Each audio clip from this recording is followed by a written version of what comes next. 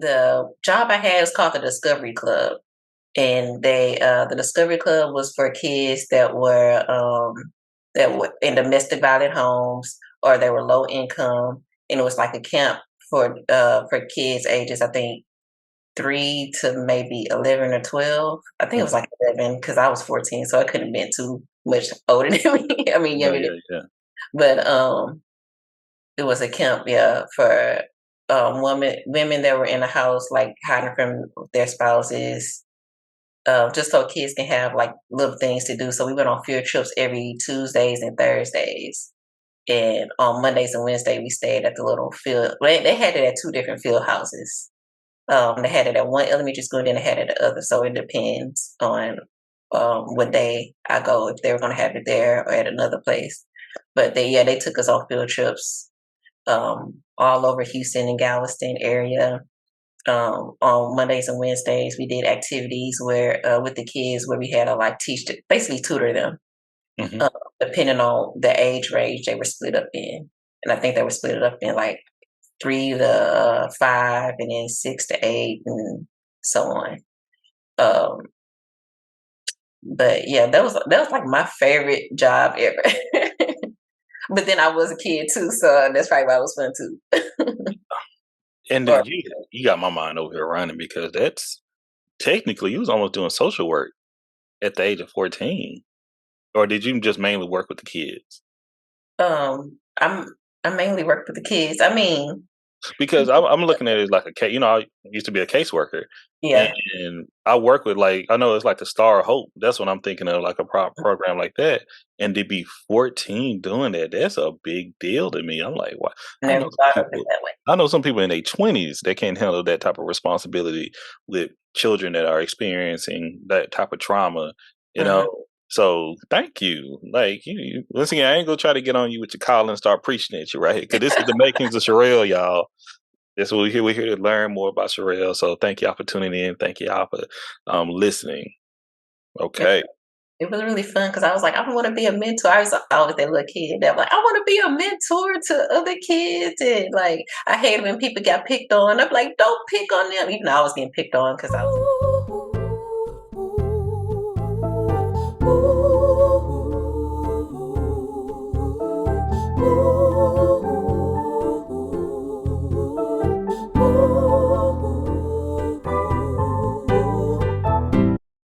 What's going on, beautiful people? It's your host, Drake, B. Drake, with Everything Culture. And we're back with another Makings of You. And this morning, this evening, this afternoon, whenever you're listening, we have the pleasure of introducing, again, Rello. Matter of fact, what you want to go by today? I'll go by Sherrelle. We getting Sherrelle. Oh, okay. We getting Sherrelle. Y'all, this is a treat. This is a pleasure. This is the first return of a Makings of You. Okay. Yes, you are. Yeah, you breaking the ice. You breaking it. Welcome back. That's the best thing. Welcome back. Yes, have me back. Oh, it's our pleasure. Y'all may remember Sherrelle, still known, aka Rello, from season 2. Take It Back. Yes. Also being a podcaster. The After the Threesome podcast, I don't know. They may come back one day. They may not. They may go on another moniker. But hey, we appreciate y'all blessing us then, as well as with our episode, Signs Matter. Great conversation. But yeah, this is like during pandemic conversations. So if y'all choose to share, because this is what makes us the Makings of You. So, where do you call home? DMV. Maryland, Virginia. So DMV, that's home. Rello. I don't feel like I call any place home. Yeah. Yeah. Okay. Yeah. Okay. Nothing really feels like home, so I can't really say. Okay. Thank you for sharing. That's very, very interesting. That's interesting. Yes. Once again, if we had more time, we would go into that too. So I said we could do it.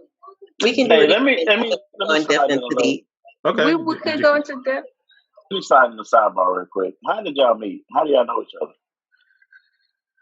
We met on, was it Cinco de Mayo? Oh shit! It's your anniversary. No, it was Memorial Day. Oh, It was Memorial. Yeah, it was something I else. would say would be my grandfather on my mom's side. maternal grandfather.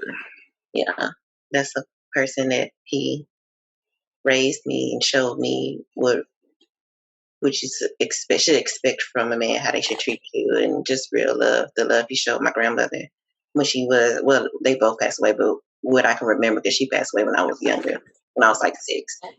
And but seeing that from that aspect when she was sick, having cancer, and then see how he treated my siblings and my mom and just the people around him altogether. So Leader in the family. yes. But welcome back. How you been? Been good. Can't complain. Can't complain. It's been a while. 3 years. It's been 3 I know years. 3. It's been like 2-3 years. Yeah. Crazy. But we here, we rocking, we rolling, and we're back with your solo dolo, the new in effect makings of Sherrelle. So, Sherrelle, Yes. have you listened to the new makings of you? I listened to a couple of episodes. Okay. So you know what you're stepping into. We will have a good time. We just got a line of questions for you where we're gonna have a deep dive on your life, your perspective, your point of view, your culture, your values, getting to know more about Sherrelle. So there's no right or wrong answers. A matter of fact, they're all right answers because it's all about you. No, this is the making Sherrelle. Nobody else can tell us about Sherrelle better than Sherrelle. So, are you ready for the first question? Yes. All right, let's do it. So, Sherrelle, how would you describe yourself?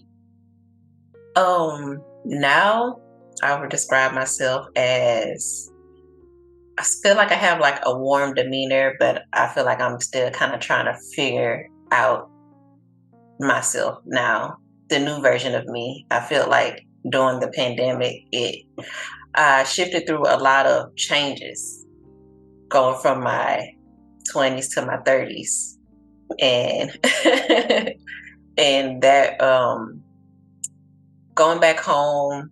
So when the pandemic started, that was like March. I had a lot of things happen around that time. Like I lost my apartment, I lost my car, I lost my job, all within 2 weeks of each other. And then I had to move back home, move back to my hometown, and I moved back home to stay with my father. And I never stayed with him. I haven't seen him in 15 years, and he reached out to me around all this time when this happened to come to stay with him, and that was me going through my childhood trauma wounds with that situation, which I didn't think I had at first until I came to stay down this way with him. I mean, I'm still in the area, but I don't stay with him anymore. Yeah. But I moved in with him for a few months, and that just took me on a whole different roller coaster. I was like, oh, I'm digging in. I've been dealing with my childhood, my inner child for a while, but this is like my teenage side of myself that has to do with my father. So just me accepting a new me now. Wow. I'm more calmer. I've been calm, but more calmer me. More calmer. You cool as a, what's it called, cucumber. Well, I don't know why people say that. But yeah, you always been chill. But thank you for sharing. So, Sherrelle. Goodness, Sherrelle. Call me real, it's fine. Hey, we go both. It's interchangeably. I know. But what cultures do you represent? What cultures? Mm-hmm. The culture of me. Hey, the culture of you. I love it. Yeah, the Black culture, the just whatever. I mean, I'm Black, so I accept myself being Black. We gotta ask. We go ask. Okay. So where are you from? I'm from Galveston. Okay. Galveston Island, from Texas. A little Represent. country girl, country island girl. I never heard it been called that, but you are correct. Okay, now that's an at right there. Now that's a name you can put yourself. You better grab that before this come out. The island girl. That's different. I like it. Okay. Now we both from the South. This is a question I hate. Do you mind sharing your age with us? I am currently 33. I'll be 34 in September. Ooh, ooh, ooh. And that leads to the next question that we had a whole episode about. Make sure y'all go check it out, season 2. So, what is your sign? I am a Virgo sun, a Scorpio moon, and a Sagittarius rising. Mm. Y'all don't understand. The reason I asked this question is because of their episode. Okay, let me tell you, I keep that in there because of them. All right, but I do value your responses and sharing with us. You kind of touched on this a little bit within your first question, but do you mind sharing a bit about your childhood and upbringing? What was the experience? How would you define it or describe it? So my experience from, I guess, until I was like 13, from a kid to after 13, I was really sheltered. I had a really good childhood around that time that I can remember. I was a straight A student. I was a little nerd, sitting in the front of the class. I cried when I had to miss a day of school. I had chicken pox one time, and was heartbroken because I had to miss it. You know, these kids don't get chicken pox no more, so I don't know. It's so crazy. But yeah, I was a little nerd, and then I was like a teacher's aide. I used to work with not work with, but I used to be an aide for the special needs kids. And when I was little, I was like, oh, I'm gonna be a special needs teacher and all that stuff, because I used to be like the aide to them. So to that class when I was in elementary and middle school. When I was a cheerleader in middle school, I was my cheerleader teacher was the special needs teacher, and I used to just go in there and help her in between classes, or after school or before class, to help her, because I was like, I really want to do this. I really want to work with special needs kids. I love children. My mom used to work at like daycares and all sorts of stuff, and I used to always go with her to like watch the kids and like show them some new tricks, like, oh look, I'm about to make this flower, and be creative with them, all sorts of stuff like that. And my mom used to be a florist, so I used to try to put like little flower arrangements together for the kids and teach them how to do all this other stuff. But yeah, that part of my childhood was good. But then like it was like once I guess once I got teenage years, that's when it started getting really tough. Because me and my mom and my grandfather and my sister, was 3 of us on my mom's side, and we stayed with my grandpa because he was older. He was born in 1914, so yeah. So we stayed with him. He died when he was 89, and I was like 13 at the time, and he basically was taking care of us. And when he died, that's when the shift happened. And when I say the shift, that's me realizing that my mom was scared. She didn't know what to do. She was like, damn, my dad gone. I don't know how to take care of these kids. I barely know how to take care of myself. So it's like me seeing her grow up when that happened. And yeah, so it was good until it wasn't. I absolutely understand. And once again, as always, thank you for sharing. And you shared a bit, but what were the roles of your caregivers when you were coming up? My mom was I guess she was staying at home for a little bit, till we were able to go to school. Me and my sister about 5.5 years apart. So she stayed with my sister for her first 3 years until she went to school, and then she did the same thing with me. And my grandfather, which I called him Daddy, that was Dad. He ended up adopting me and my big sister right before he passed away. So that's Daddy. So that's like my dad. My mom was there for a little bit, and then she went and worked while we were in school. I think she worked for the cable company. She was a florist and all sorts of stuff. I don't know if you remember the Sega channel when you had cable. You remember this? Because I be telling people that, they be like, the Sega channel. You remember G-Jack? Yeah. He had the Sega channel. Spoiled ass. He's the only other person I knew. And I used to tell people about the Sega. Like you just said, people don't believe it's real. Like all this stuff, I'm a gamer. They had this like in the 90s. No, they didn't. No, yes, they did. They had you could play any game on Sega you wanted to. You just had to have a lot of money.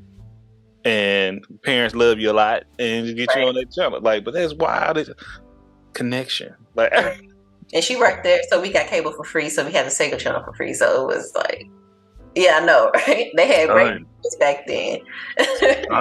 Okay, that's dope. And you mentioned that you have a sibling. So, and y'all 5.5 years apart. You only have one? No, I'm a middle child. I have that middle child syndrome, and the left out one. But my sister is 5.5. She should be 39 next month, and my little brother, he just turned 23 a few days ago. Actually. Wow. So me and him 10.5 years apart, and me and her 5.5 years apart, and so they didn't really grow up together, but I grew up with both of them. I was at one point in time, so I got to see if I could say they were twin souls. They act exactly alike.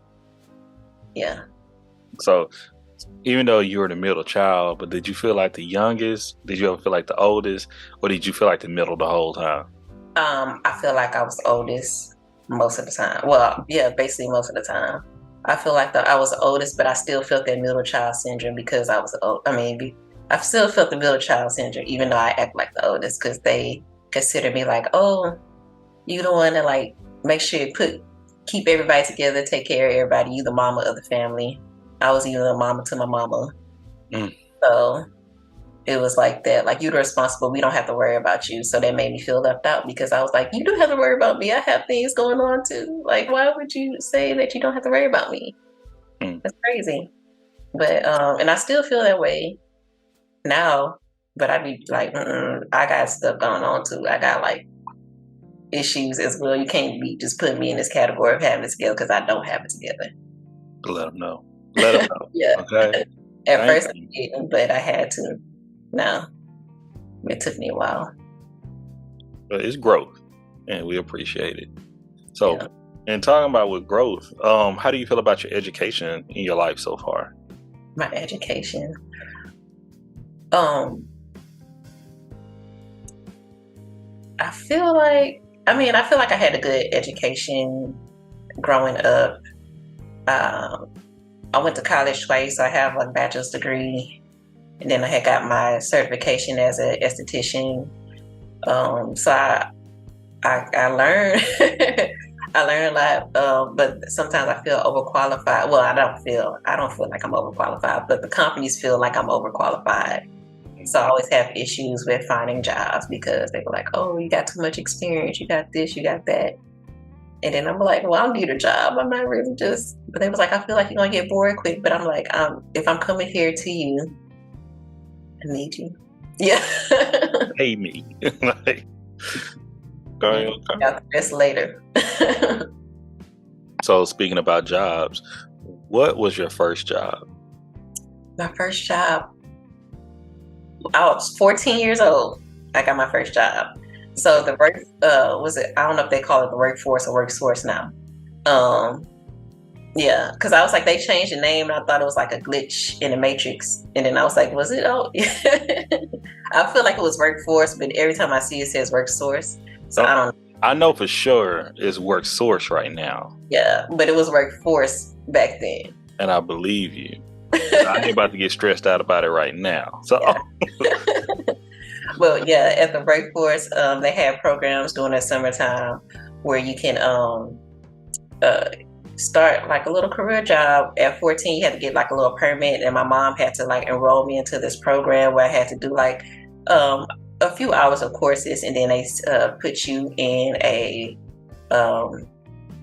little category. Like they had like a list of different jobs you can do, like work at the Boys and Girls Club, work at this little camp and stuff like that. And it was Monday through Thursday.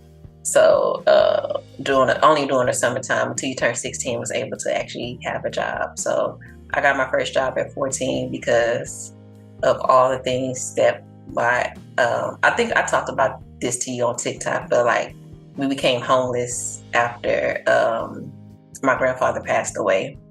And in that process of us being homeless, I had got that job to help us out. Wow. That was one of the reasons why I got a job at 14. Oh, you didn't share that part, but wow. Yeah. the job I had was called the Discovery Club, and the Discovery Club was for kids that were in domestic violent homes, or they were low income, and it was like a camp for kids ages, I think 3 to maybe 11 or 12. I think it was like 11 because I was 14, so I couldn't have been too much older than me. I mean, younger than me. But it was a camp, for women that were in the house, like hiding from their spouses, just so kids can have like little things to do. So we went on field trips every Tuesdays and Thursdays. And on Mondays and Wednesdays, we stayed at the little field. They had it at 2 different field houses. They had it at one elementary school, and then they had it at the other. So it depends on what day I go, if they were going to have it there or at another place. But they took us on field trips all over Houston and Galveston area. On Mondays and Wednesdays, we did activities where with the kids, where we had to like basically tutor them. Mm-hmm. Depending on the age range they were split up in. And I think they were split up in like 3 to 5, and then 6 to 8, and so on. But yeah, that was like my favorite job ever. But then I was a kid too, so that's probably why it was fun too. And you got my mind over here running, because that's technically you was almost doing social work at the age of 14. Or did you just mainly work with the kids? I mainly worked with the kids. I mean, because I'm looking at it like a case. I used to be a caseworker. Yeah. And I work with, like, I know it's like the Star of Hope. That's what I'm thinking of, like a program like that. And to be 14 doing that, that's a big deal to me. I'm like, wow. I know some people in their 20s that can't handle that type of responsibility with children that are experiencing that type of trauma.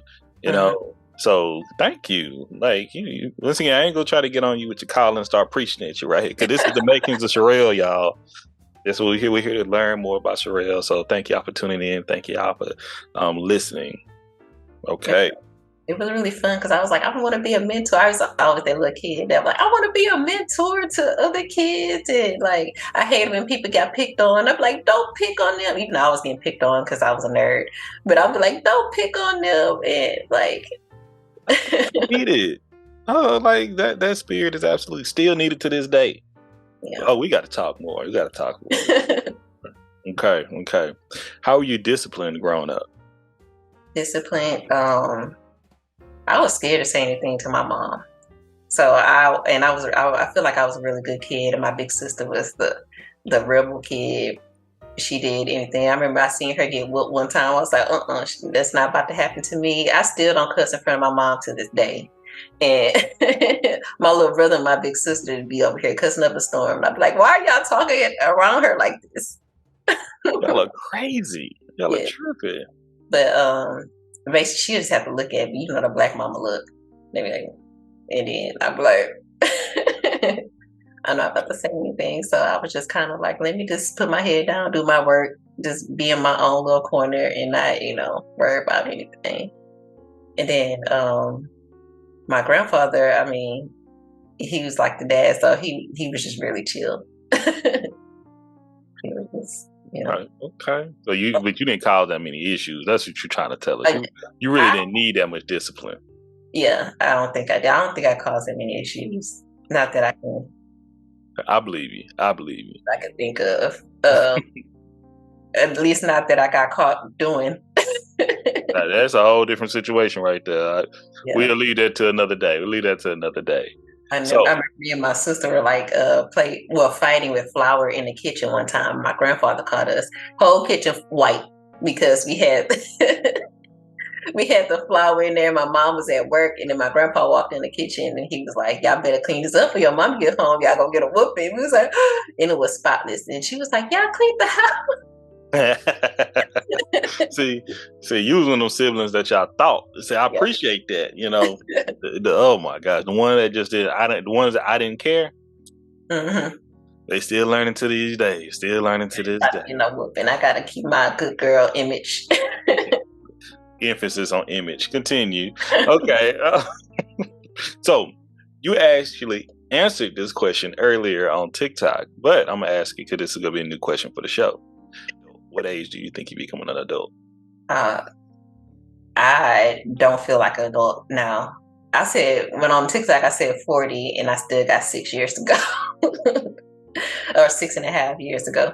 But I don't feel like an adult. Like every time I remember how old I am, it's like news to me because I don't feel that age. Because people are like, oh, what? I'm like, I don't know. I don't feel like I'm a 33. I'll be forgetting I'm in my 30s. So, but let me tell you, them taxes don't let me forget nothing. right. Okay. What were and what are your beliefs? What were and what are my beliefs, as in, like, just Open-ended question, whatever you want to share. question. That was hard because, like, I don't know, like, unless it's specific, I can't really, like, just think of anything right now in this moment. I would say it's always, I don't know, is a response here on Everything Culture. Yeah, it's like, I can't think of it in the moment. Okay. No, let's pass for a second. I mean, pass on that. Hey, if it come back up, we always can bring it back. Don't stress about that. You know, you can pop up on us. It'll be fine. So, who has been the biggest influence in your life? My grandfather was one of the biggest influences in my life. As a kid, I feel like he was my best friend because I seen how he provided and protected us, and he showed us also that emotional intelligence that I feel like a lot of men don't have nowadays. Not a lot, most of them don't, but I guess it was different because I mean he's a whole different. I don't even know what to call his generation since he was born in 1914. I can't go that. I don't know that far back. I know volunteers. I believe that's what they're called, the volunteer generation. I know my mom is a baby boomer, so that's the furthest I got. Yeah, I think they were called the volunteers, if I'm not mistaken. But there is a whole culture. My grandparents were born in 1918, so when you said that, I was like, oh, that was raised by them too. So that's the connection. Like a whole different. Oh Lord, I wish we can bring some of them on the show and talk to them. Like, what was it like growing up in the 20s and the 30s? Like 100 years ago, what was that like? Right. Goodness. I used to ask him a lot of questions when I was little and stuff like that. But yeah, I know one of my other grandfathers he was in the army. He was in World War II? World War II, yeah. He got drafted at 14. Yeah. Imagine. Yeah, he used to tell us a little bit of stories, but then he didn't tell us too much because he didn't want to remember it. But he just remembered when he came back, he wasn't allowed to get a house in Galveston because he was Black, even though he fought for the war. And I remember him telling us when he went to Vietnam, the Vietnamese people always say, "This is not your war, it's them." Oh, we're not on TikTok, Hey, you can say, hey, she's pointing at the palm of her hand. Once again, this is a podcast. Everybody can't see it. Yeah, no. If y'all don't know, when we're on TikTok, we got to speak in code, so we won't get booted or banned, But I see you. We got it. Talking about white America would not allow her grandpa to get a house. As well as when she went to Vietnam, the Vietnamese would say, "This is not the Black man's war. This is the white man's war." If I'm not mistaken. Yes. All right. It's okay. We safe here. You're good. Safe. Okay. What are your hobbies and how did you get into them? My hobbies. I started getting back into dance. When I was a kid, I used to do ballet, tap, and jazz. I feel like a lot of the 90s kids did that. But ballet, tap, and jazz. And then I was a cheerleader in middle school. And then for a while, I had stopped doing a lot of hobbies because relationships in life. And then I was like, what I used to do when I was younger, it used to make me happy. And I was like, oh, I'm going to start getting back into dance. So I started doing dance. And then my mom used to be a florist, so I make flower arrangements. I buy myself flowers every week. So, so I've been doing that for the past probably 3 years now since the pandemic started. I was like, I need to just have some life into my apartment. Let me just get some flowers. I do that. I've been trying to get back into cooking again. I just haven't been having too much time to do that. So every once in a while I do, but some other hobbies. I started back working out. I have we see you. Yeah. So I have a trainer, and when I do it by myself, I don't be as motivated. I'd be like, all right, I'm gonna stay here 15 minutes. I don't feel like doing it no more. I'm gonna leave. And yeah, if I'm doing it by myself, and I'm like, all right, the 15 minutes up, I'm like, yeah, I don't know what I'm doing no more. Then I leave. So I was like, I need a trainer. I need somebody that's gonna do this, this, and this, and I won't have to think about what workout should I do next. So I just go in there. It's easy, and then I come when I leave. Versus me overthinking it, because I'm an overthinker, so I'm gonna overthink everything. Understood. Well, you're doing great with the questions here with the Makings of Sherrelle. Thank you. Thank you. Going to our next questions. We need your recommendations. Okay. We need a book, we need a movie, and we need a television series. Can you give us a recommendation for each? Television series. Man, I just had one in my head and just went away. Let me think about it. You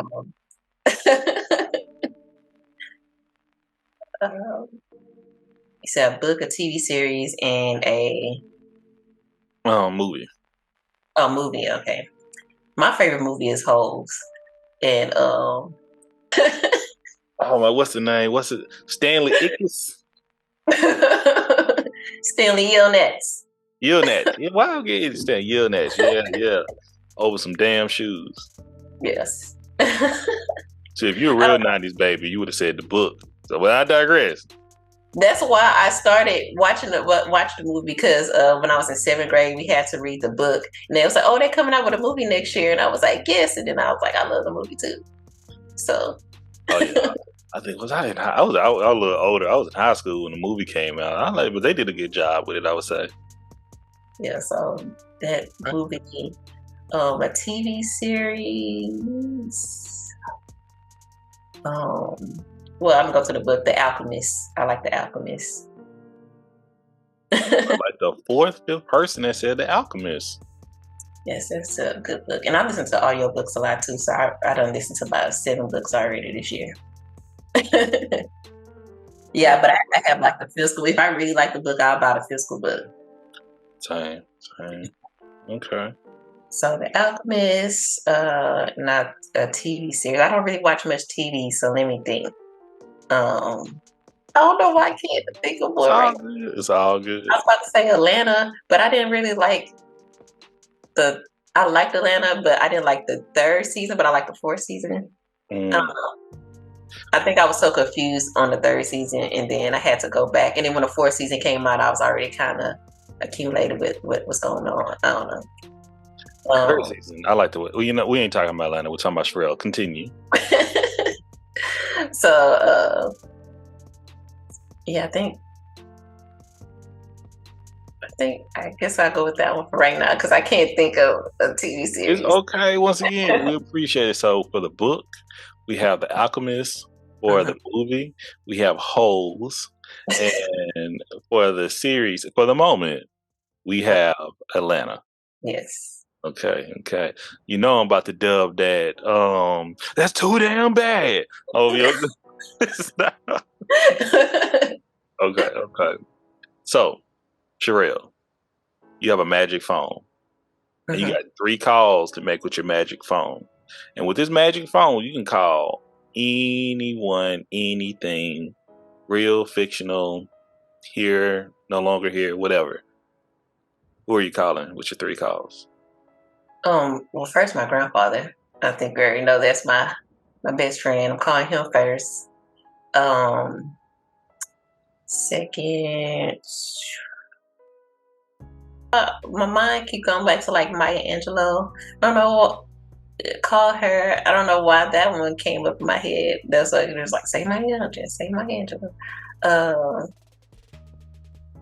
I have you got two more calls to make. so well, you said 3 or 4. So okay. So you could call your grandfather, Maya Angelou. Now you got one more. More, okay. I will say my other grandmother. We call her Grand. Is that your maternal or paternal? This is I always say I have 2 fathers. So this is my grandma on my sister's dad's side. Okay. Yeah. So she was like, that's like my other grandma. I love it. Okay. What has been an impactful moment in your life? An impactful moment. Just having conversations like these, honestly. Yeah, talking to you, just hearing the conversations, even when I had the podcast, just having those different conversations, seeing different views of how people think and how people feel about things. I feel like that's something that a lot of people need, because like if you don't talk about it, you can't really just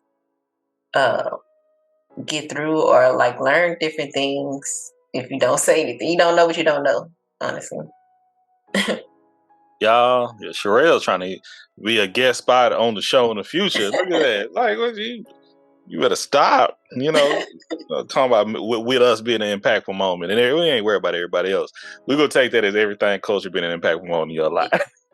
but that's exactly why we do it. You've heard our mission statement 1,000 times over, probably, if you've been in my lives. But, our mission is to get to know each other through conversation. Yeah. And throughout our conversation, having an empathy towards one another, hopefully we can have growth and that love between one another, so we can start making action towards that as well. So, thank you. Appreciate you.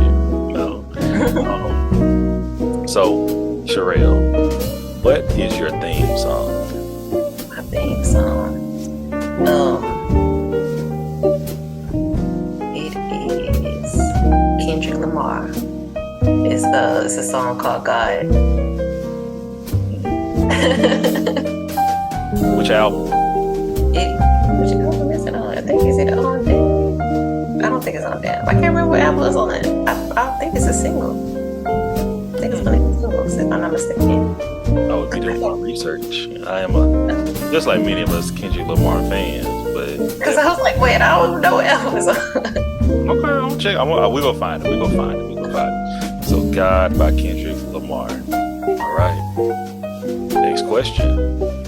How would you define joy? I would define joy as in basically having a peace of mind. Just not having to worry about anything, worry about the stress of life, or just worry about anything in general. Just genuinely having fun and being able to be myself, having good conversation, and just doing things I love. I feel like that is joy. Love it. How you feeling? Right now, I feel good. Good. I'm gonna check in with my folks throughout this. A little bit over halfway through. So, congratulations. You rolling. We doing it. All right. If you can have any artist, if you can choose any artist and you can copy their talent for your own, who would be the artist and what would be their talent? What would be their talent? Yeah. I like Art Lennox. I like her raspy voice. She has like a soulful raspy voice. So I think that would be something I want, because I feel like in my head I be having all these musicals going on, and I was like, if I could sing, they wouldn't even shut up for real. Hey, same here. I'll be what do you call it? A siren for the male version? Yeah. No different level. Okay. What privileges do you benefit from? Being a female, getting to the club free. Even I don't go to clubs no more.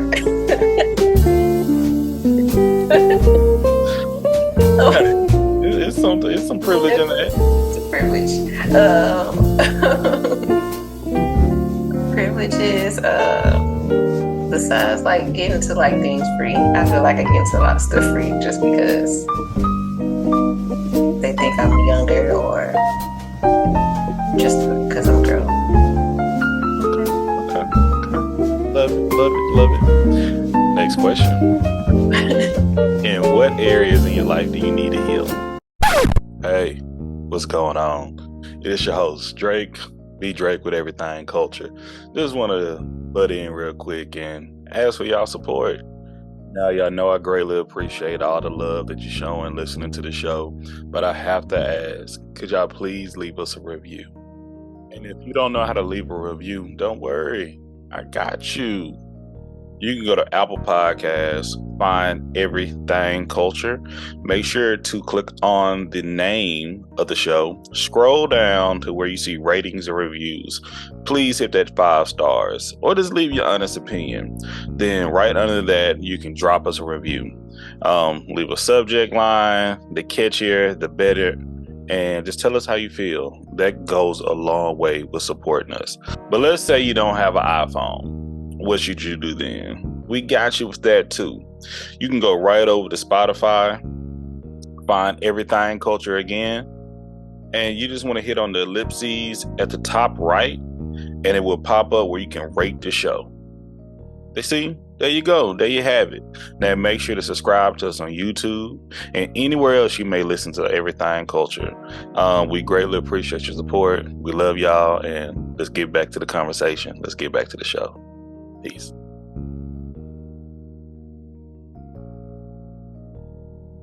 I gotta let me get my list up. I'm still going through like childhood wounds or teenage wounds because I feel like I went through a lot of my childhood. I feel like right now, unless they come back up, but my daddy issues that I didn't know I had until the pandemic. I'm still going through like some, I think, sexual trauma issues that I've dealt with in my 20s and as a kid that some of them I haven't told anybody about. Some of them people know about, like friends. I don't really talk to family like that, so I feel like my family don't even know half the stuff. I know they don't know half the stuff I went through because I don't tell them. They just think I get through anything. Oh, she get through anything. So they don't really know. I remember I deal with depression. On the first time I got diagnosed with depression, I think I was like 21, and I dealt with it on and off for I guess since then I deal with it on and off, and then it was like on for a few years, and then I remember I had told my mom about it one time. Well, not one time, it was recently. I had told her about it because I was like, I feel like I'm going through that depression stage again, but I've had therapists too to kind of help me through those things as well. And but this time I don't have a therapist. Well, I had one, and then I have to get a new one. It's a long story. But I was telling my mom that I felt like I was going through depression again, and my sister is currently dealing with the same thing. She's been dealing with it for a while. And then she was just like, oh, well, your depression is not like your sister. Your sister always calls me telling me that, she wants to do this and do that to her. You don't tell me anything so your depression is not that bad. I was like, just because I don't tell you doesn't mean that it's not as bad. Maybe because I'm going to work and doing stuff, trying to get myself out of it, doesn't mean like just because it looks different from hers that it's not bad. So I feel like I get dismissed a lot with my family, so I don't tell them really much of nothing. I really don't tell anybody much of nothing. Even my friends, I feel like they know just little pieces of me. I tell people certain things that I feel like they should know at that moment. It's hard for me to tell, like, I tell certain friends certain things because I know how they talk. So I feel like if I don't want to hear two other people talking about, even though, because I've had conversations with my friends where they told me stuff that I know I should know about people that's their friends, that's not my friends. And I'm not gonna say nothing because I don't honestly I forget and I don't care. And then, but everybody not like that. And I feel like people will have a list of stuff, and I've had people. I think another reason why I don't, because I had people like bring that back on me, make me feel bad about it, or embarrass me in front of other people about that same situation. So I was like, I'm gonna keep this to myself. Like, if I end up telling somebody, it's because it's not a secret. So, like my deepest, darkest secrets, I usually keep to myself. Me and God. Amen. That's one person you need to share them all with. That's one who do the best about it. But don't get me preaching on here. Sherrelle, we thank and we greatly appreciate you sharing yourself with us. To our listeners, to our viewers, we really do value that. So thank you for trusting us with you. Yes, thank you. Thanks. You need to hear it sometimes. It's okay. Yeah. Somebody need to hear it. I'm telling you, it's another young Sherrelle, another young Rello out here need to hear, or you already talked about being a mentor. I'm big into mentorship, huge into it, and you'd be surprised the type of impact you can make and how healing it is, not only to that child but to you as well. Yeah, so we'll talk about that a little bit later. So keep up the great work. So, who is in your community of support? Me and God. And my therapist. My therapist wasn't bad. It was just the company that she was with. They wanted to work with women that were pregnant, and I'm like, I am pregnant, so. And I was like, she was a good therapist. I really liked her, and I was like, now I gotta find a new one again, because it would be hard trying to find a therapist that you mesh with, especially me looking for a specific type of person that's gonna relate to me, because I specifically look for like a Black woman. I feel like that's gonna relate to me better. I'm building a database. I got one that I can suggest to you to actually travel in the Houston area. Okay. But I'll put you on game with them. So okay. You may like her. I love her. She good. She look crazy, but she good. But I know her personally. She's professional. She's very professional. That's fine, because I'd be like, I love it. Crazy things I say, I'd be like, I want them to have like some type of sense of humor. Why did you? Be personable. Personable. So, Sherrelle, when did you realize you were different? I was like 4. I know that's very specific. I was 4. I was around the same age. Yeah. I feel like me around 3 years old, that's when I had the knowledge of that I was a human being. Yeah. And then around 4, I realized that I was just, because I seen the world in rose-colored glasses. I thought everything was just like, just beautiful. Like the sky's amazing, it's blue, the grass is green, I can play outside. And if you're nice to people, they'll be nice to you. And I had to learn that the hard way. They always say, treat others how you want to be treated. And I treat people with respect. I would try not to say anything bad about people. And that backfired on me a lot, and that caused a lot of anxiety around communicating, even now as an adult, because I'm quiet and chill. People are like, you so quiet, you so chill, you so calm. I feel like you're gonna kill me. I'm like, but usually nothing really bothered me. Like half the time, I just be in my head having a whole other conversation. And I done watched Swarm like 4 times, so I'm like, hey, go ahead.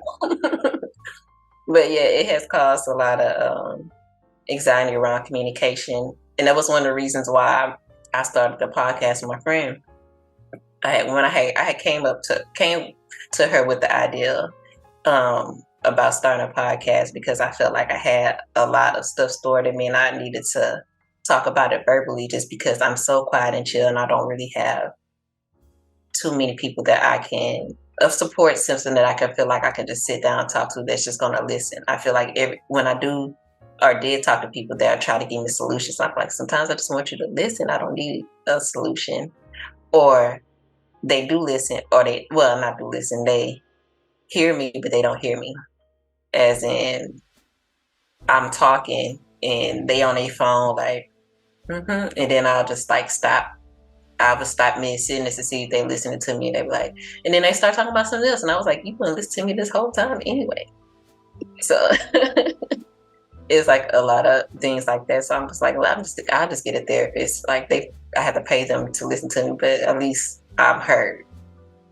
And when you have a good therapist, they usually give you solutions after they hear you, and they actually if you want solutions and try to help you to work through those things.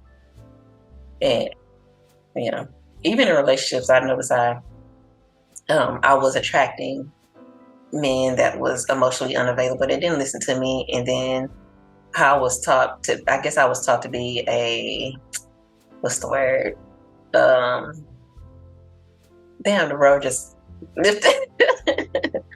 I was basically, I don't want to say taught because my mom didn't teach me that. I guess I learned it from viewing other people, but just trying to be perfect for the person, if that makes sense. Like, oh, if they like doing this, you gotta like it too. You gotta submissive. I get it's submissive, but that's not the word I was looking for. But yes, similar or assimilate. Do you use that? It's gonna come to me eventually, and probably when we turn it off, and I'm like, the word was. That's okay. I'll put it in the bio. We'll fix it. It caused a lot of anxiety where I didn't want to speak up for myself in relationships, and I was doing that with friends too, and I noticed that. But then I was like, I can't, like, they overstepping boundaries, and I can't have that. And once I started implementing it into my friendships, because they, like, as soon as I started doing that, they was like, so you set a boundary in me? Like, yeah. And I lost friends because I started setting those boundaries, because I'm not about to let you run over me and things like that. So thank you. But it was harder when it came to like intimate relationships. But then it started getting a little bit easier. But I'm not dating anybody, so I don't have to worry about that right now. Focus on that later. Focus on that. You're growing and building you. We appreciate it. And once again, thank you again for listening. Well, we're listening, but thank you for sharing yourself with us too. Seriously. Even with my father, I think it came up a lot because he is like, I don't want to say he ratchet, but he ratchet, and the way he communicates. Girl, and call her daddy ratchet. But go ahead. And I didn't notice that he was like that. My mom never talked bad about him or anything like that. So it's like I can count on one hand how many times I've seen him as a kid. And so I talked to him for maybe like a minute or two on the phone, but we never had a real relationship. Then I come down to Galveston, and then we over here communicating, talking, and he's quiet. He's antisocial at times, but then he's also an asshole and don't know how to communicate with me. And I communicate like my mom because I shut down. I think that's a form of my anxiety. I shut down, don't want to talk to me. I shut everybody out. I disappear and do all that stuff. So he talked to me crazy one time. So I guess I can go talk about how he kicked me out. So when I moved, we're listening. So when I moved that way, I was still recording a podcast. I ended up getting a new car when I moved back over there. So I was recording a podcast at this studio. So I would drive to Houston every week to record the podcast. So one day one of my other friends was like, oh, I'm having a Friendsgiving. You should come through, or you can stay the night, whatever you want to do. And I'm like, all right, that's cool. And I had hit him and his wife up, and I was like, I'm not going to be back tonight. So this is around 2 p.m. I hit him up. I was like, I'm not going to be back tonight. I'll see y'all tomorrow. his wife, I put them in a group message, and they old, and they didn't even know they was in a group message together. So that's a whole nother story. So his wife replied. He never replied to me. So when I get back the next day, he was talking about, you knew you was gonna go out. You over here leaving this house and all this stuff. Like, I'm 30 years old at the time. Like, I'm 30 years old. Like, why are you like yelling at me? I told you I wasn't coming back, so you wouldn't be worried. And I didn't tell you in the night. I told you in the daytime where he had enough time to know I was coming back. And he was like, you need to get your shit and get the fuck out my house. And if you don't, I'm gonna call the police on you and have you go to jail. Just being extra. I'm not yelling at him and doing anything. And I'm like, okay. So I packed my things, and I was like, I was gonna leave the next day. He told me I had to be out by tomorrow, the next day. So I had packed my thing. Well, half my stuff was already in the suitcase anyway, so I didn't really have to pack too much. So I had packed my things when I woke up the next morning because I had to go to work.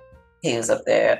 So you decided what you're gonna do? And I was just like, what do you mean? And he was just like, are you gonna stay or you gonna leave? I was like, I'm leaving. And then I guess he felt some type of way. I guess he wanted me to beg him, be like, oh no, I'm gonna stay. I'm like, I'm 30 years old. I've been on my own since I was 17. Like, you telling me to leave is not gonna like, I'm not about to cry about that. I'm a grown ass woman. Like, this is not my first rodeo being out on my own. He's been treating me like I'm 15 years old because that was the last time he seen me when I was 15. So it's like he's starting his journey off with me at the age that he remembered me as. And I'm like, that's not gonna, I was like, that's fine. But he said my mom did that to him. They got married, probably, they were dating for a couple of months. They got married a week later. Yeah, no. And he cheated. I have a little sister, me and her the same age on my dad's side. So me and her the same age. We 3 months apart. He cheated on her. And he was married to my mom. I guess she found out or whatnot. So he was like, well, I'm leaving you. I'm going to go with her, blah, blah, blah. My mom said, okay. She helped him pack his stuff up to go leave. And I was like, I'm just like her. So when he was like, you going to do that? I was like, bye. And he was like, you just like your mama. Like, I am her daughter. Yeah. Makings of Sherrelle.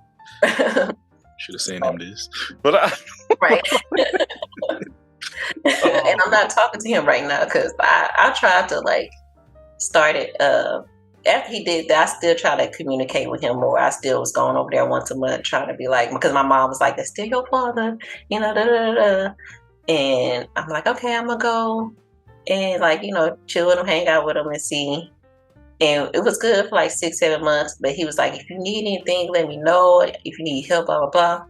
And it took everything to end me one day to like ask him for like $100 because I needed help with something. And I got paid of I think like maybe a week or two after, and I needed to pay this certain thing now. And I had asked everybody, I had tried to do everything I can before I got to ask him anything. So he was like, I'm gonna see what I can do. And I'm like, all right, that's cool. So he called me the next day. He was like, come over. I'm like, all right.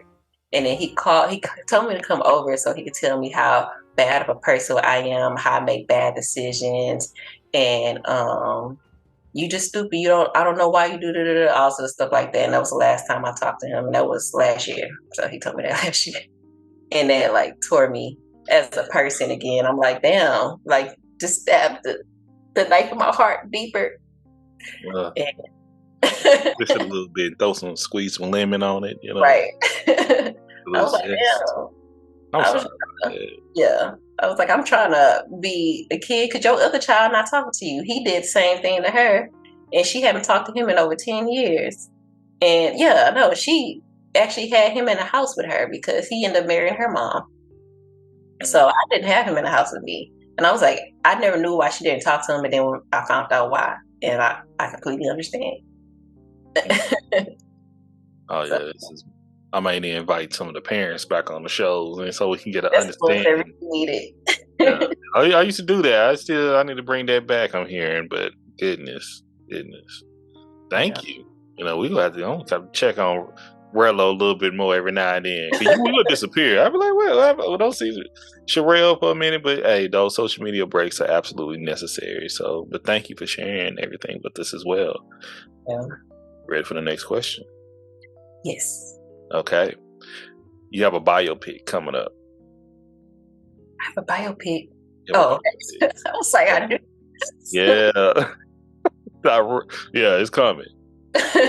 Who would you have play in your biopic? Who would play you? Who would be the director? And would it be in the theaters or would it go to a streaming service? And which one would you choose? And what's the rating of it as well?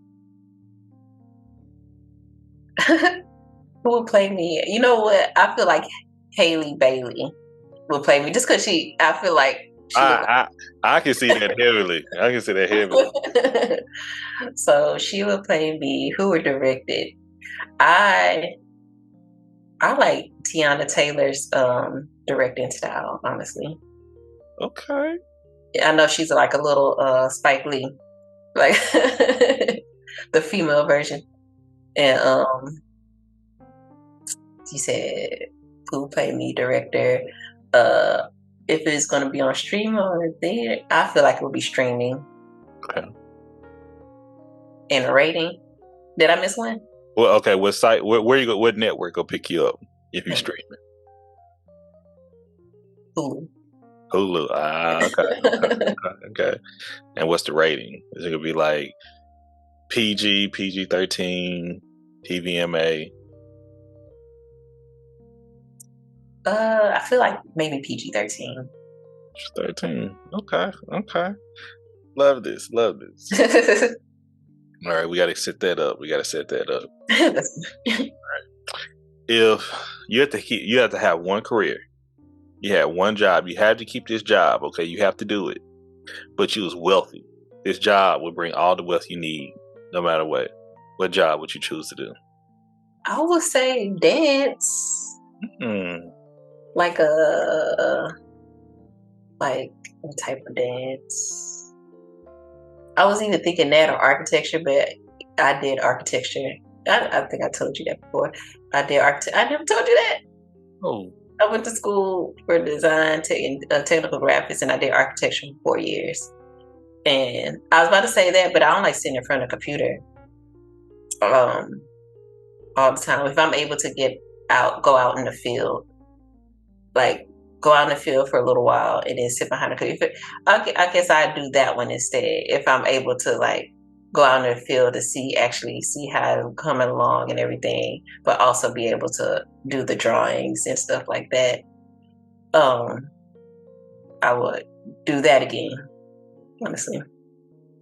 I would have never guessed it. Let me tell you that. That would have been the last thing if you would have went. If there was like a multiple choice, that would have been the one I would have eliminated. Like, shut up. Okay, that's what's up. I love that. Love that. For real. Okay. Architecture and if dance is the backup, just in case. You do that moonlighting or something. Cool. All right. So this is Would You Rather. Would you rather go back in time and speak to your younger self? Or would you rather have your future self come and talk to you now? Ooh, that's good. I have my future self come and talk to me now. Okay, how far in the future? Like what age? 67. And very unique age. Go ahead. I know that was a random number. Because I feel like, the past is the past now. I feel like my future self will help me. Because as like the question you asked earlier, do I feel like an adult? And I'm like, no, not yet. So if I talk to somebody that's already an adult, they can kind of like help me along the way so I can get there a little bit faster. The stuff that I dealt with in the past, it's the past now. It happened. I can't really do much about it.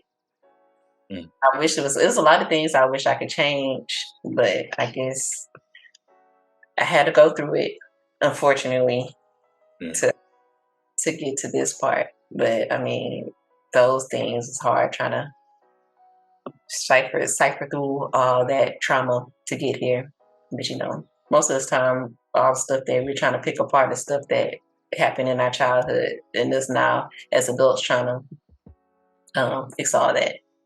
Unlearn everything we learned, basically. That's we'll talk about that in the future. Welcome to Everything Culture. You know what I mean? Okay. How do you relax? How do I relax? I eat food and I lay down and eat food. Y'all, her metabolism still going strong. Still high metabolism. It's because I be trying to gain weight. I used to always still to this day get made fun of for being small. And I've been skinny all my life. And I gained weight for like a little bit, like I think it was like 19 maybe. Like between 19 and 21, that freshman 15 was freshman 40 on me. So I gained weight. And then I don't think I was supposed to be that big. Then I lost half of it. I lost half of it. But actually, I'm went back down to the size I was when I was in high school. So I feel like I was still small, but I was a little bit bigger in my 20s. But I was like, I don't like how small I am right now. So I gotta continue to work out, because me working out is the only way I can keep my weight on. When I stop working out, I lose weight. Well, I saw that TikTok about the protein trying to be gagging. Trust. Hey, if anybody can tell you how to gain weight, you can holler at me. Okay, I got the recipe. I got the connect. Everybody's saying you need to eat this, you need to do that, and I'm like, I'm doing all that. I don't know what's going on. I work out, and I still I've been working out like crazy, and let me tell you, my body forming great. You feel me? Yeah. He lost a damn pound. I'm like, gosh. But anyway, we ain't talking about me. We ain't talking about the gym. We're talking about Sherrelle right now. Thank you. So, Sherrelle, what's a quote that you live by? Read the rules and then break them. That's some thuggish stuff right there. Okay. So I gotta know the rules so I can make some adjustments to make it better for me. I like that. You know who that quote is by? I don't know. I had seen it one time. Okay, so this quote is by Sherrelle. All right. I like it. I really do. Like a teenager when I seen it, and I was like, "That's the quote of my life." All right. This is my favorite question. I know I asked you this before. I don't even know if you were able to answer it, but I kind of switched it up actually. If you can have any meal at the snap of your fingers, what would be the meal and who would prepare it? So it's just meal. You said meal. When I say meal, it's entrees. Okay. Yeah, because at first I was like, just one thing, but no. I want some fried chicken with some brown gravy on it. Okay. Some greens. Mm. And some macaroni and cheese, even though I'm like lactose. That's one thing we eat that we don't care about, and we all lactose, but go ahead. Right. With cornbread and peach cobbler. Mm. The greens is my sister's baby daddy makes some fire greens. So I have him make the greens. Who will make my fried chicken? This guy I used to date used to make some really good fried chicken. So I have him make fried chicken. Have Patty LaBelle make the peach cobbler and the macaroni and cheese and the cornbread. Oh, okay. So you're gonna have a nice little spread right there. Hopefully everybody is getting along in the kitchen. Let me tell you that. That's right. Very unique, but I love it. Okay. You have a few more questions. You feeling good? Yeah. All right. Okay. So, how would you want people to remember you? I want them to remember me I want them to feel like they have gained something when they left my presence. Like either some type of knowledge or just genuinely feel happy or just good. Just like, oh, I just had a good time with her, even if I didn't say anything. Just made me smile and maybe make them feel good. Like, oh, this person smiled to me. I haven't heard nobody say hi to me. or something like that. Just something simple. I just want people to feel good when they leave. I feel like I left them with something. Love it. Love it. What changes do you want to see in your culture? Community, of course. Community, I want us to be more open and kind of talk about the issues we do have, and learn from them. Be open, listening, and learning from those things, especially with mental health, because I know, for like we talked about the therapists and stuff in the Black community, a lot of people will be like, why you come to therapist? I'm not crazy and stuff like that. And then now I feel like a lot of women are doing it and going to therapists and stuff. And then I'm still running into men that don't want to do it as much. One of the reasons why I got into aesthetics, doing the skincare, because a lot of people feel therapeutic. A lot of my clients will tell me, everything that's going on in their mind while I'm giving them a facial and stuff, because I'm doing the face, I'm doing facial massage, so I'm cleaning their face, but I also like massage their shoulders, I'm doing the arms, so they get in the full works, and then they like, this feels so relaxing. I remember this one lady was telling me like all the stuff that was going on in her home, like she was just like stressed and depressed because of family things, and she just came to get a facial because she wanted to relax, and she was like, that really helped my mental health. And I was like, I feel like really good. Like, that's what I'm here to do, is to help your mental health, for you to be like, be quiet. You can talk to me if you want to. I'm already quiet. So, but if you talk to me, I'm gonna talk back. So just any way I can make you feel calm and relax while doing that. So I feel like I do more therapeutic type facials, but I can still also hear your skin if you have issues with it. I don't like doing acne too much, but it's but especially if they got a whole lot, I don't like doing that. But basically just to help them to decompress, and another form of self-care, and just mental health and wellness. Also with the podcast, I don't think I finished that sentence when we had the podcast. That was one of the reasons why I started the podcast. It's like to help with the mental health, just not myself, but others as well, to kind of be an outlet. But it just turned into something the opposite. I mean, not all the way. The name was like, the name draw you in, but the name sure I like. Yeah. If you listen to the conversation, it wasn't even like that, because we had therapists and other people on there, but I still felt like I wasn't able to express myself like I wanted to while I was on a podcast, honestly, as I feel like I should need to.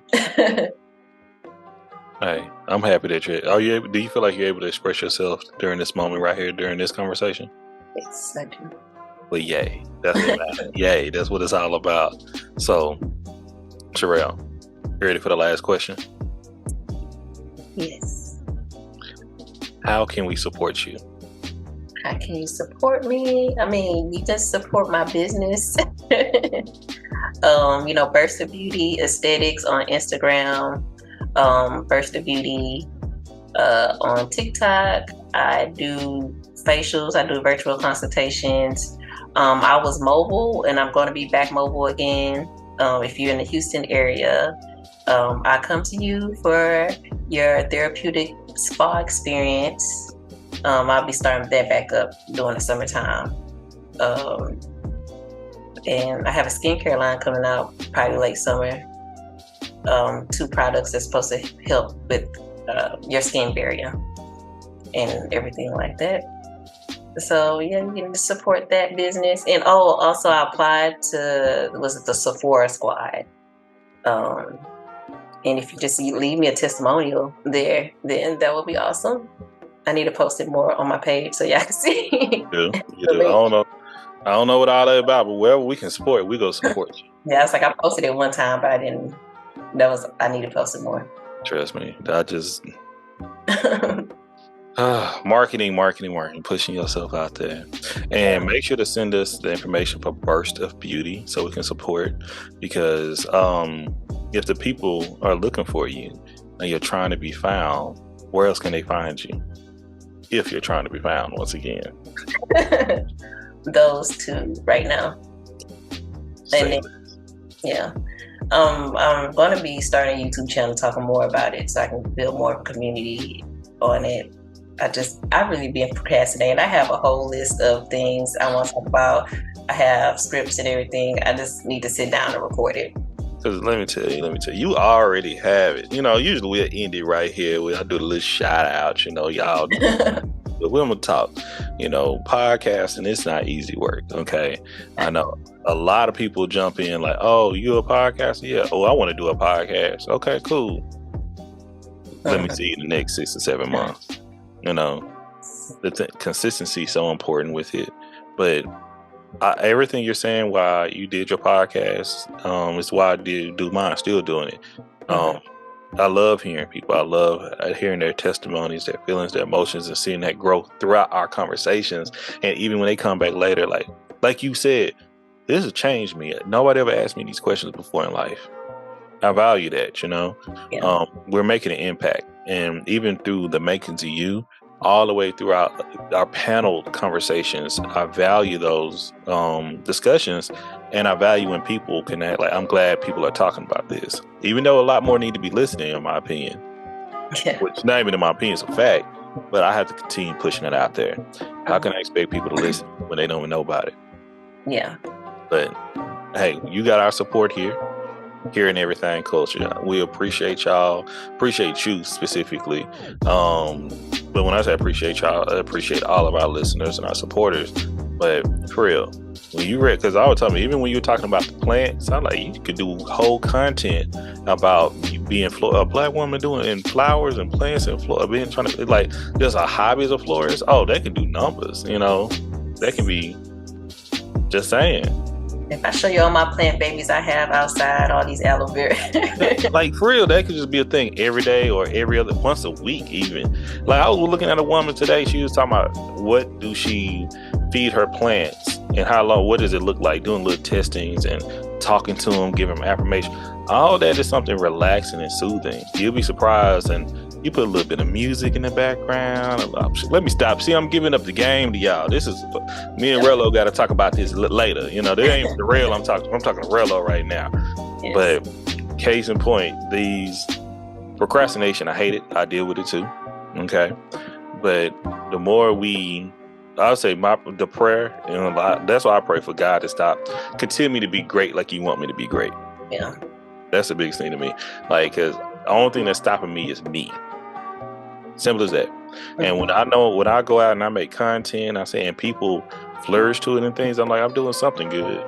Yeah. You know? And me being patient, speaking to people, which is very hard, it makes a difference. But be the best Sherrelle you can be. That's what I can tell you. Don't let other people stop you from being Sherrelle. You feel me? I think my issue with it is I don't be feeling like editing. I hate that too. Trust me. That's why I be like, man, I gotta edit it because I do record stuff too. I'm trying to find somebody to edit right now. Trust me, Lord. Then when you find somebody to edit, they go do it the right way. And I sometimes I gotta trust and let go. Yeah. And let go.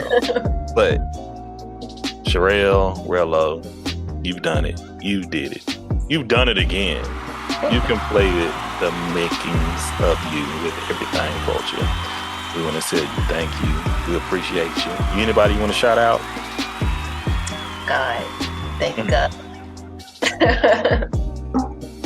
Thank you for bringing us together, Lord. So, as always, y'all can find us anywhere you listen to a podcast. Make sure to type in everything culture. It's an A, no I. Okay. From just Google us. I can tell you that now. You looking for us, you can find us. From social media sites to our website, everythingculture.com, where we do have merchandise, as well as anywhere you listen to a podcast. And make sure you support Sherrelle and A Burst of Beauty. And I'm going to put the title up. I'm going to put some screenshots up right here again. But, you know, we want to continue to build that cultural support. And we absolutely appreciate y'all. So thank y'all. Appreciate y'all. God bless.